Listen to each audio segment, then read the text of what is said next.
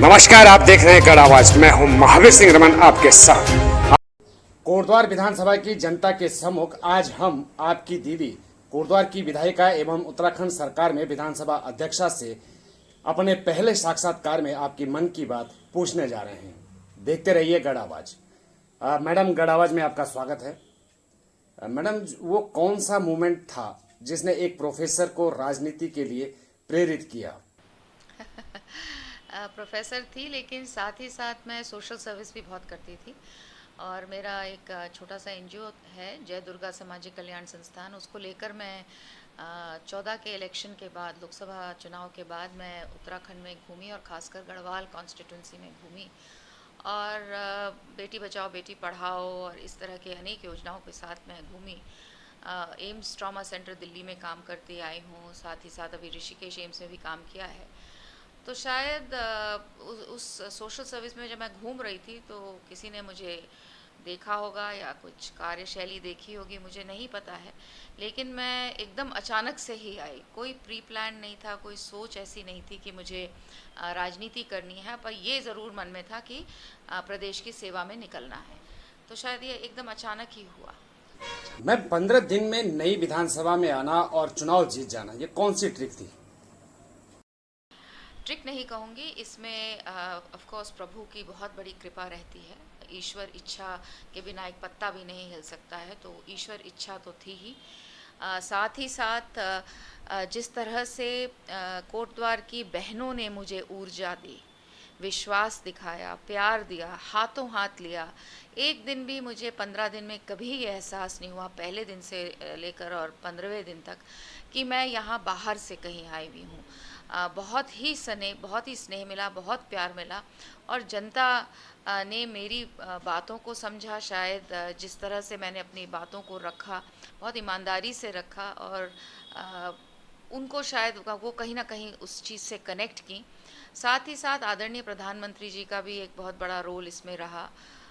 माननीय मुख्यमंत्री यूपी योगी जी पहुँचे, उनके कारण भी इलेक्शन में जीत हुई। और साथ ही साथ मेरा एक पिताजी का जो लोगों में विश्वास था, या जो उनसे प्यार करते थे और जो उनकी राजनीति को पसंद करते थे, उनका भी एक बहुत बड़ा हाथ था। तो ओवरऑल बहुत सारी चीज़ें, बहुत सारे फैक्टर्स ऐसे थे जो मेरी जीत में काम आए।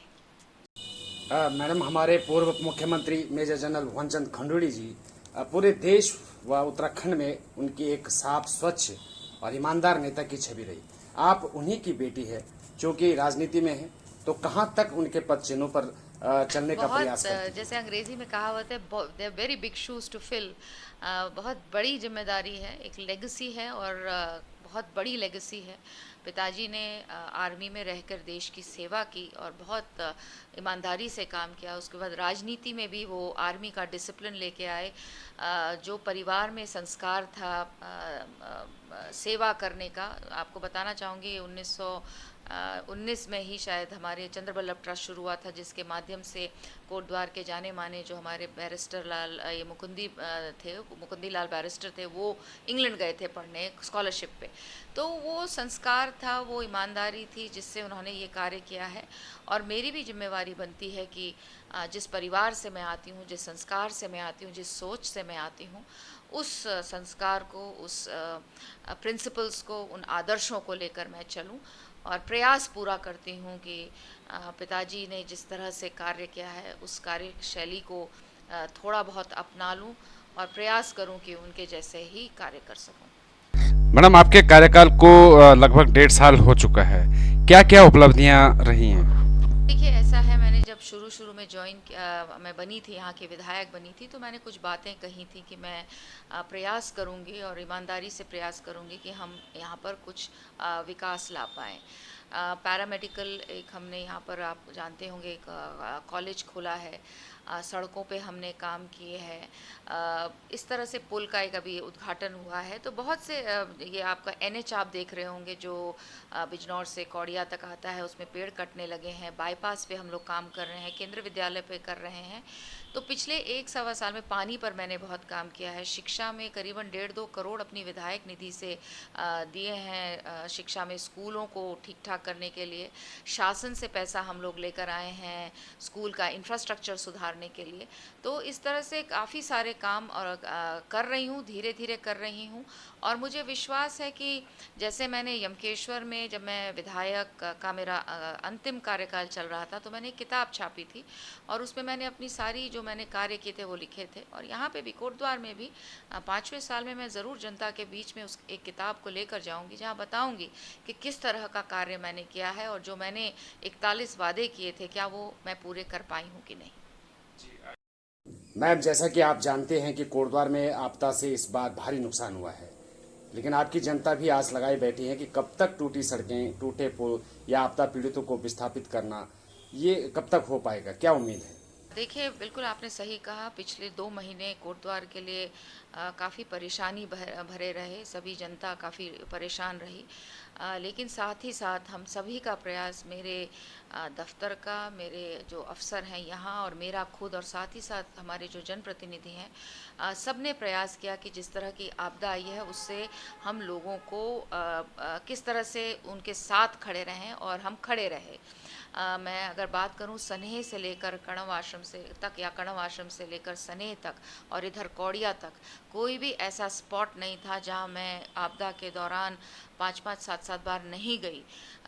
जल्द से जल्द वाया क्रेट्स लगाने का प्रयास किया। जहां वैकल्पिक पुल महीनों में बनते हैं, वैकल्पिक पुल हमने 20 दिन में बनाया। भले ही मालन ने फिर अपना रास्ता बदला, लेकिन हार ना मानते हुए हमने फिर उस पर कार्य किया और आज वो वैकल्पिक मार्ग चल रहा है। तुरंत 1-1.5 दिन के अंदर हमने पीछे से जो कर्ण आश्रम से लेकर मवाकोट तक जो एक छोटा सा वैकल्पिक मार्ग हमने बनाया था, जो भाबर को कोटद्वार से जोड़ रहा था, उस पर हमने काम किया। तो प्रयास कर रहे हैं, लोगों को दिक्कत ना हो, समस्या ना हो, इस पर हम पूरी तरह से कार्य कर रहे हैं। पुल जो मालन पर गिरा है उस पर भी बातचीत हुई है। पूरी टेक्निकल सेफ्टी, टेक्निकल चीज़ों को देखने के बाद कितना सेफ वो पुल अब है, उन सबको देखने के बाद ही उस पुल पर काम लगाया जाएगा। अगर वो बनने लायक है, अगर वो सेफ है और उसको हम और सुदृढ़ कर सकते हैं, अगले 20-25 साल तक, 50 साल तक उसको नुकसान ना हो, इस तरह का कार्य हम कर सकते हैं, तो हम उस पर तभी कार्य करेंगे।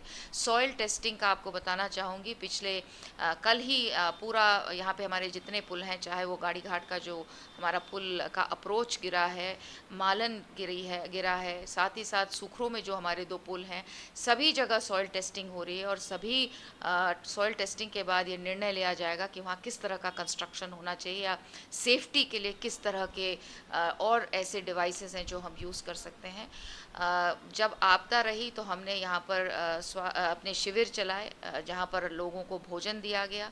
साथ ही साथ स्वास्थ्य शिविर भी हम लोगों ने चलाए, ताकि लोगों को अगर कोई बीमार है, कोई दिक्कत है, तो उनको दिक्कत ना हो।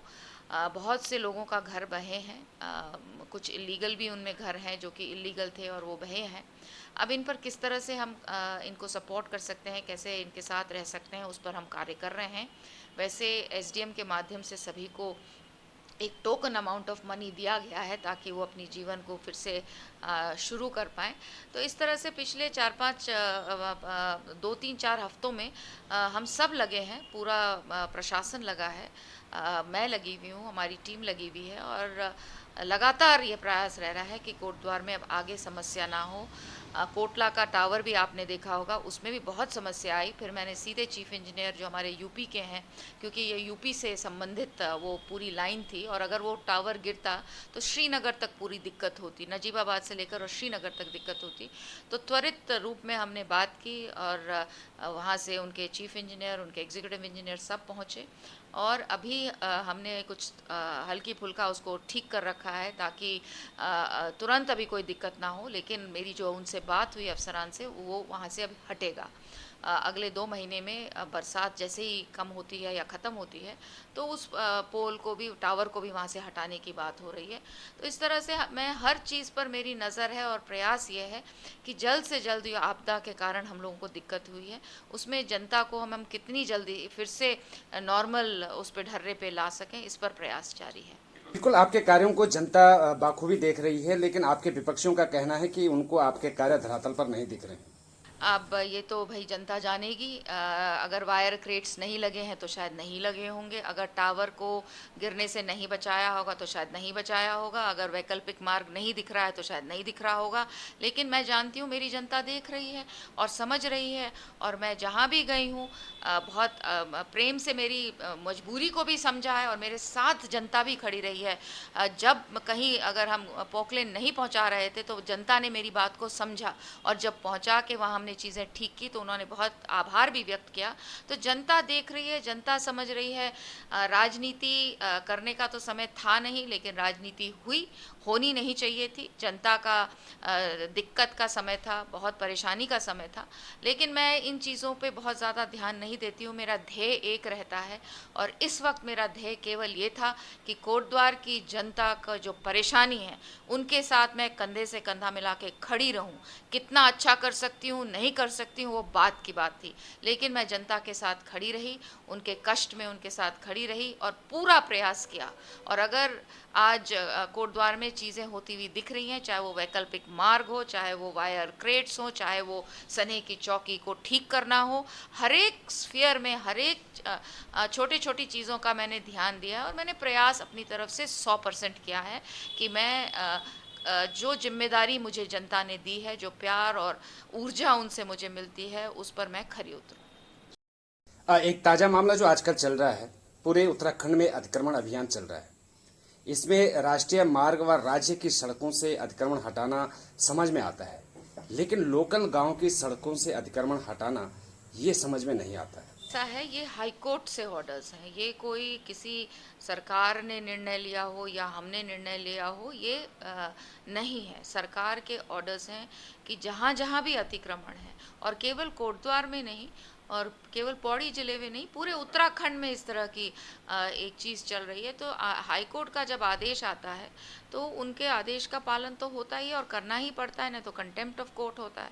तो इसलिए ये जो भी मुहिम है वो हाई कोर्ट द्वारा निर्देशित है और उसका पालन अफसरान कर रहे हैं।